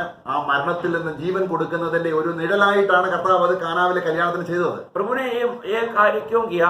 क्योंकि आपको मालूम है पानी मृत्यु को दिखाता है और दाखमधु जीवन को दिखाता है. तो मृत्यु से जीवन में लाने वाला बात है. ये बात को प्रकट करने के लिए प्रभु ने मैंने सबसे पहले ये शुरुआत किया. അപ്പൊ ഏറിയ വെള്ളം, ये बहुत भारी पानी ഒരു വിശ്വാസം സംബന്ധിച്ചിടത്തോളം അനേക കഷ്ടങ്ങളിലൂടെ അവൻ ദൈവരാജ്യത്തിലേക്ക് പ്രവേശിക്കേണ്ടതാണ്. एक विश्वासी के संबंध में बहुत से क्लेशों में होकर के एक विश्वासी को परमेश्वर के राज्य में प्रवेश करना है. കർത്താവിനോട് കൂടെ വളരെ ഭക്തിയിൽ ജീവിക്കുന്നവർക്കാണ് കഷ്ടത ഉണ്ടാകുന്നത്. और जो प्रभु के साथ सच्चा भक्ति का जीवन बिताता है उनका जीवन में एक क्लेश आता है. ഇവിടെ ഈ ശൂന്യക്കാരത്തി പറയുകയാണ്, ഒരു കഷ്ടത്തിനും ഒരു വെള്ളത്തിനും കർത്താവിലുള്ള സ്നേഹത്തിൽ നിന്ന് എന്നെ വേർപെടുത്താം. അത് അൺകഞ്ചബിൾ ആണ്, കെടുത്താൻ കഴിയത്തില്ല. ഈ ദൈവസ്നേഹം ദിവ്യ ജ്വലനമാണ്. परंतु यहाँ पर ये औरत कहता है कि मतलब प्रभु का प्रेम इतना तगड़ा प्रेम है, कितना भी भारी बाढ़ आए, पानी का बहुत बड़ा बाढ़ आए, तभी भी ये प्रेम को नहीं बुझा सकता. കാരണം അതിന്റെ ജ്വലനം അഗ്നിജ്വലനം എന്നാണ് വായിച്ചത്. वो उसका जो ज्वलन जो है बहुत बड़ा आग का समान ज्वलन है. അപ്പോൾ മാളിക മുറിയിൽ വെച്ച് കർത്താവ് പ്രദർശിപ്പിച്ച ആ സ്നേഹം എങ്ങനെയുള്ളതാണ്? इसका मतलब उस मंजिल में प्रभु ने जो प्रकट किया वो प्रेम कैसा प्रेम है? അത് കോസ്റ്റ്ലെസ് ആണ്. वो बिल्कुल मतलब दाम नहीं देते हुए या कोई दाम ना चाहते हुए ऐसा प्रेम है. അത് സീസ്ലെസ് ആണ്, നിന്നു പോകാത്തതാണ്. वो किसी प्रकार भी वो बंद नहीं होता, वो मतलब रुक नहीं सकता. അത് ചേഞ്ച്ലെസ് ആണ്, ഒരിക്കലും മാറ്റമില്ലാത്തതാണ്. वो किसी प्रकार भी बदलता नहीं, वो बराबर बना रहेगा. അത് കെടുത്താൻ കഴിയാത്തതാണ്. वो कभी बुझा नहीं सकता है. കർത്താവ് ആ ഒറ്റ വാക്യത്തിൽ തന്നെ കർത്താവിന്റെ സ്നേഹത്തിന്റെ അനേക പ്രകടനങ്ങളാണ് നമ്മള് ആത്മാവ് നമുക്ക് കാണിച്ചു തരുന്നത്. मतलब वो एक ही शब्द में प्रभु का प्रेम का कितना गहराई प्रभु के आत्मा में दिखाता है. അത് പൗലോസ് അത് പുതിയ നിയമത്തിൽ പറയുമ്പോൾ वो उसका बारे में पौलुस जब नया नियम में जब कहता है, 8-ാം അധ്യായത്തിന്റെ റോമലേഖനം 8:39 जब रोमियो का पत्र 8 अध्याय का 39 അത് എങ്ങനെയുള്ളതാണ്? വേർപെടുത്താൻ കഴിയാത്തത്. वो बोलता है कि असली मतलब उसका 35 वचन में प्रभु का मसीह की प्रेम से हमें कौन अलग करेगा, मतलब अलग नहीं कर सकता. കഷ്ടങ്ങൾക്കോ പ്രയാസങ്ങൾക്കോ ബുദ്ധിമുട്ടുകളോ ദാരിദ്ര്യത്തിനോ വാളിനോ ഒന്നിനും. इसके बाद में उस 39 तक का वचन में बहुत से कारण करके बोलता है, इन सारे बात इसमें से कोई भी कारण ये प्रेम से हमें मसीह से अलग नहीं कर सकता. Praise the Lord. Praise the Lord. ഒന്നിന് നമ്മൾ ഒരുപക്ഷെ വേർപെട്ടു പോകും. प्रियो हम शायद अलग हो सकता है, പക്ഷെ കർത്താവിന് നമ്മൾ വേർപെടണം. കാരണം അത്രയ്ക്ക് വില കൊടുത്ത് മേടിച്ച ഒന്നാണ്. प्रभु हमसे कभी अलग नहीं होता, क्योंकि प्रभु ने इतना बड़ा मूल्य दे करके खरीदा हुआ लोग हैं. അപ്പൊ ആ സ്നേഹത്തിലേക്ക് നമ്മൾ പിന്നെയും നമ്മൾ വരണം. इसलिए उस प्रेम की ओर हम बार बार आना चाहिए. അപ്പൊ നമ്മൾ എഫെസ്യ ലേഖനം 3:18 നമ്മൾ വായിക്കുമ്പോൾ അതായത് പറഞ്ഞാല് സീമാതീതമാണ്. जब एफेसियों 3:18 में बोलता है कि वो जो प्रेम जो है वो हमारा समझने से भी बाहर है. എന്ന് പറഞ്ഞാൽ നമുക്ക് അത് അളക്കാൻ കഴിയുന്നതിന് അപ്പുറത്താണ്. वो एक नापने से भी बाहर है. ശിഷ്യപ്പെടും 3:18 सब पढ़ेंगे. पवित्र लोगों के साथ भली भांति समझने की शक्ति पाओ कि उसकी चौड़ाई और लंबाई और ऊंचाई और गहराई कितनी है. എന്ന് പറഞ്ഞ അർത്ഥം എന്താണ്? इसके मतलब जो लंबाई चौड़ाई ये बहुत बोलने का अर्थ क्या है? ഇംമെഷറബിൾ. हाँ, मतलब किसी प्रकार हम नाप नहीं सकता. നമുക്ക് അളക്കാൻ കഴിയാത്ത. हाँ, हम कभी भी नाप नहीं सकता. കർത്താവ് തന്റെ ശുശ്രൂഷയുടെ അവസാനം 3 മണിക്കൂർ പറയുന്നതിന്റെ ആരംഭത്തിൽ ചെയ്യുകയാണ്. കാരണം അളക്കാൻ കഴിയാത്ത സ്നേഹമാണ് പ്രിയമുള്ളവരെ എനിക്ക് നിങ്ങളോടുള്ളത്. प्रियो प्रभु अपना सेवकाई की आखिरी में चेलों को यह बात प्रकट करके दे रहा है कि मैं तुम्हें इतना प्यार करता हूँ कि कोई भी उसको नाप नहीं सकता. അവിടെ തന്നെ 3:19 പറയുകയാണ്, और उसका 13 का 19 में कहता है, അത് പരിജ്ഞാനത്തെ കവിയുന്ന ക്രിസ്തുവിന്റെ സ്നേഹം. वो हमारा ज्ञान की परे प्रेम है. ഒരു മനുഷ്യനും അവന്റെ ബുദ്ധിക്ക് മനസ്സിലാക്കാൻ കഴിയാത്ത, कोई भी व्यक्ति अपना बुद्धि में ये प्रेम को नहीं समझ सकता. ഇൻകോംപ്രഹെൻസിബിൾ, ये किसी प्रकार भी ഗ്രഹിക്കാൻ കഴിയാത്ത, ये किसी प्रकार भी मतलब समझ नहीं सकता। നമ്മളിത് കേൾക്കുമ്പോൾ എല്ലാം ഒരേ അർത്ഥമാണെന്ന് തോന്നുമെങ്കിലും അതിന്റെ ഉയരവും നീളവും ആഴവും വീതി എല്ലാം വ്യത്യസ്തമാണ് പ്രിയമുള്ളവരെ. प्रियो, ये हमको लगता है कि ये सब बराबर है, नहीं, ये बहुत गंभीर है और हमारे समझने से परे है। നമ്മൾ യിരെമ്യാവിന്റെ പുസ്തകം 31:3 വായിക്കുകയാണ്. അത് നിത്യമാണ്. यिर्मयाह 31:3 में हम पढ़ता है, यिर्मयाह 31:3 में पढ़ता है कि वो हमेशा का प्रेम है। Price the Lord. Praise the Lord. എങ്ങനെയുള്ള സ്നേഹമാണ് ദൈവം നമുക്ക് തന്നിരിക്കുന്നത്? कैसा प्रेम प्रभु ने हमें दिया? നമ്മൾ ഇടുങ്ങിയിരിക്കുന്നത് എന്തുകൊണ്ടാണ്? हम क्यों ऐसा मतलब कंजूस है? ഒരു ദിവസം ദൈവം നമുക്ക് ദാനം ചെയ്തത് ഈ സ്നേഹത്തിന്റെ ആഴം അറിയാൻ വേണ്ടിയാണ്. നമ്മുടെ ഹൃദയം വലുതാകണം. हमें एक एक जो दिन प्रभु देता है वो हमें प्रभु का वो प्रेम का चौड़ाई, लंबाई, ऊंचाई, गहराई जानने के लिए दिया है। നമ്മൾ യേശുവിനെ പോലെ ആകണമെന്നാണ് പിതാവ് ആഗ്രഹിക്കുന്നത്. हम मसीह के जैसा बनना चाहिए करके स्वर्गीय पिता चाहते കാരണം हैं, യേശുവിന്റെ ഹൃദയം എത്ര വിശാലമാണ്. क्योंकि प्रभु का दिल कितना विशाल है। നമ്മളെയൊക്കെ ഉൾക്കൊള്ളണമെങ്കിൽ അവന്റെ ഹൃദയം എത്ര വിശാലമാണ്. हमारे जैसा लोगों को प्रभु स्वीकारना है तो उनका दिल कितना लंबा चौड़ा होना चाहिए। യേശുവിനെ പോലെ നമ്മുടെ ഹൃദയം വലുതാണെങ്കിൽ അടുത്ത രാജ്യത്തിൽ നമ്മൾ ആരായിരിക്കും പ്രിയമുള്ളവർ? प्रियो, प्रभु यीशु के जैसा हमारा दिल विशाल हो जाए तो अगला युग में 1000 साल के राज्य में हम लोग कौन बनेंगे? Oh praise the Lord. Praise the Lord। 2 കൊരിന്ത്യർ 9:15 അൺസ്പീക്കബിൾ, പറയാനാവാത്ത ദാനം. दूसरा कोरिन्थियर 9:15 में हम देखते हैं कि जो बयान नहीं कर सकता था, इतना महत्वपूर्ण दान, എത്ര പറഞ്ഞാലും തീരത്തില്ല. ये कितना भी बयान करे तो भी खत्म नहीं होता। നമ്മൾ അതാണ് പറയുന്നത്. നമ്മൾ പറയുമ്പോഴെല്ലാം നമുക്ക് എന്തോ പറയാനുണ്ട്. हमको कहने के टाइम पर हमें कहने के लिए बहुत कुछ है। രാഷ്ട്രീയക്കാർക്ക് എന്തെങ്കിലും പറയണമെങ്കിൽ പുതിയ പുതിയ വിഷയങ്ങൾ ഉണ്ടാകണം. जब पॉलिटिक्स लोगों को कुछ भी कहना है तो कुछ नया नया बात चाहिए, നമുക്ക് വേണ്ട. और हमें नहीं चाहिए। കാരണം 2000 വർഷം മുമ്പ് ക്രൂശിൽ നടന്ന ആ സംഭവം എത്ര പറഞ്ഞാലും തീരും. ദൈവസ്നേഹത്തിന്റെ പ്രകടനം. क्योंकि 2000 साल पहले जो क्रूस पर हुआ है वो बात के बारे में कितना भी बोलूं तो वो वर्णन नहीं कर सकता। ഇതിനെക്കുറിച്ച് ഇങ്ങനെ അനേകമായിട്ട് പറയാനുണ്ട്. प्रियो, इसके बारे में हमें बहुत से बात हमें बोलना है। എഫെസ്യ ലേഖനം 3:8 ഒരു വാക്യം കൂടെ നമ്മൾ വായിക്കുകയാണ്. एफेसियों 3:8 में और एक बात हम पढ़ेंगे। അപ്രമേയ ധനം. हालेलुया, वो इतना अधिकार की धन है, मतलब वो धन का कोई सीमा नहीं। സുവിശേഷത്തിന്റെ കാതലായ കാര്യം എന്താണ്? सुसमाचार का सबसे खास बात क्या है? തന്റെ പുത്രനെ ദൈവം സ്നേഹിച്ചു തന്നു എന്നാണ്. ये अपने पुत्र को हमें प्यार करके दिया, തന്റെ वो बात പുത്രനെ है। നൽകുവാൻ തക്കവണ്ണം നമ്മെ സ്നേഹിച്ചു. क्योंकि पिता ने अपने एकलौता पुत्र को देने लायक हमसे प्रेम किया। പൗലോസ് പറയുകയാണ്, पौलुस कहता है ഈ अप्रमेय ധനം इस बयान से बाहर का ये धन, എന്ന് പറഞ്ഞ അൺസേർച്ചബിൾ, എത്ര കണ്ടെത്തിയാലും തീരാത്ത നിധി. बोलने का मतलब हम कितना भी पहुंचेगा तो भी नहीं पहुंच सकता ऐसा महान धन। അപ്പൊ കർത്താവ് തന്റെ 3.5 വർഷത്തെ ശുശ്രൂഷയുടെ അവസാന സമയത്ത് वह अपने 3.5 साल की सेवकाई की आखिरी में അവൻ നാഴിക വന്നു. प्रभु कहता है कि समय आ गया। എന്താണ്? क्या है? താൻ സ്നേഹിച്ച സ്നേഹത്തിന്റെ ആഴം വെളിപ്പെടുത്താൻ. क्योंकि मैं जो जिन लोगों से प्रेम किया उन प्रेम का वो गहराई अभी बयान हम याद दिखाने के लिए അതവൻ പ്രവർത്തിച്ച് കാണിക്കുകയാണ്. वो अपने कामों की जीवन के द्वारा वो दिखा रहा है। അത്താഴത്തിൽ നിന്ന് അവൻ എഴുന്നേറ്റു. और अपने भोजन से वो उड़ा, അവനെ ഒരു തുവർത്ത് അരയിൽ ചുറ്റി. उन्होंने कपड़ा मतलब अपना कमर में बांधा। അവൻ പറഞ്ഞു, ഞാൻ ശുശ്രൂഷ ചെയ്യിക്കാനല്ല വന്നത്, वो कहा कि मैं सेवा कराने के लिए नहीं, ശുശ്രൂഷിപ്പാൻ. मैं सेवा करने के लिए। ഈ ദൈവത്തിന്റെ അത്യുന്നത പുത്രൻ നമ്മളെ ശുശ്രൂഷിക്കുകയാണ്. प्रियो, इस महान परमेश्वर की बेटा वो हमारी सेवा कर रहा है। കർത്താവ് ചോദിക്കുകയാണ്, प्रभु पूछता है ആരാണ് വലിയവൻ? कौन बड़ा है? ഭക്ഷണത്തിന് ഇരിക്കുന്നവനോ അതോ ഭക്ഷണം സെർവ് ചെയ്യുന്നവനോ? जो भोजन के लिए बैठा है या भोजन लाकर देता है उसमें कौन बड़ा है? ഇരിക്കുന്നവനാണ്. वो जो बैठा वो बड़ा है। നിങ്ങളെല്ലാം ഇരിക്കുകയാണ്, आप लोग सब बैठा है, ഞാൻ നിങ്ങളെ ശുശ്രൂഷിക്കുകയാണ്. परंतु मैं तुम्हारे सेवा करता है। പ്രിയമുള്ളവരെ, അവന്റെ അന്ത്യ വചനത്തിന്റെ ആ ഹൃദയത്തുടിപ്പ് നമ്മൾ കാണാതെ പോകരുത്. प्रभु का वो आखिरी वचनों का, प्रभु का वो दिल की तड़प हम ना देखे हुए ना जाना। ഈ മഹത്വ സ്നേഹത്തിന് മുമ്പാകെ നമ്മൾ പൂർണ്ണമായി സമർപ്പിച്ച് इस महिमा से भरा हुआ प्रेम के सामने हम अपने आप को संपूर्ण रीति में समर्पण करें। കർത്താവേ, എനിക്ക് നിന്നെ മാത്രം മതി. हम ये कहना चाहिए, हे प्रभु मुझे सिर्फ आप ही चाहिए। Price the Lord. हालेलुया। കർത്താവ് നമ്മെ സഹായിക്കും. प्रभु आपको बहुत आशीष दे। प्रभु का अनुग्रह आप सबके साथ।